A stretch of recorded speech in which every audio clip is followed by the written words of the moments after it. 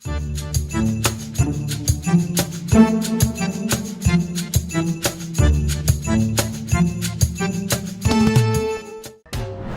അത്? നിന്നെ അവനെ സാറേന്ന് വിളിക്കണോന്ന്? എന്റെ പട്ടി വിളിക്കും സാറേന്ന്. അതിനവൻ എന്നെ പഠിപ്പിച്ചിട്ടുണ്ടോ സാറേന്ന് വിളിക്കാൻ? പാന്റും കോട്ടും ഇട്ട് വന്ന് നിൽക്കും നിഞ്ച ചെയ്ത് എവിടുന്നാ കുറച്ച് പണം ഒപ്പിച്ചോണ്ട്. എന്താണ് പ്രശ്നം? എന്റെ പൊന്നെണ്ണ ഒന്നും പറയണ്ട. ഞാൻ എന്റെ വീട് ഒരു പാർട്ടിക്ക് വാടകയ്ക്ക് കൊടുത്ത് ഞാൻ അറിയാതെ ചേട്ടാന്നൊന്ന് വിളിച്ചുപോയി. പുള്ളിക്ക് പിടിച്ചില്ല. സാറേന്ന് വിളിക്കണോന്ന് ഞാൻ. എന്റെ പട്ടി വിളിക്കും സാറേന്ന്. ഞാൻ സാറേന്ന് വിളിക്കും. പോലീസുകാരെയും പഠിപ്പിക്കുന്നവരെയും ഞാൻ സാറേന്ന് വിളിക്കും. അല്ലാതെ ഇവനെയൊക്കെ ഞാൻ എന്തിനാ സാറേന്ന് വിളിക്കുന്നത്? ഡോക്ടർമാരെ പോലെ സാറേന്നല്ല ഡോക്ടറേന്ന് അണ്ണം വിളിക്കുന്നത്. പിന്നെ അങ്ങനെ പറഞ്ഞു കൊടുക്കരിയാ കേട്ടല്ല.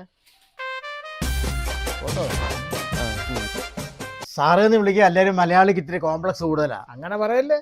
ഞാൻ എന്റെ അനിയന്മാരെ പോലെ സാറേന്നാ വിളിക്കാറ്. ആ അൻസാറ്, വിസാറ്, നിസാറ്. അതുകൊള്ള. വാസ്തവത്തിൽ സാറെന്ന് ഏറ്റവും മോശമായിട്ട് വിളിക്കുന്നത് ഇന്ത്യയിൽ നമ്മുടെ കേരളത്തിലാണ്.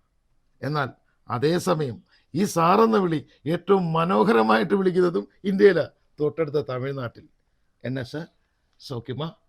താങ്ക്സ് സാർ, ഉക്കാരിങ്ക സാർ. ഓ, എന്തിനും ഏതിനും അവരുടെ ആ വിളിയുണ്ടല്ലോ, അതിൻ്റെ ഇമ്പം എന്തോന്നറിയോ?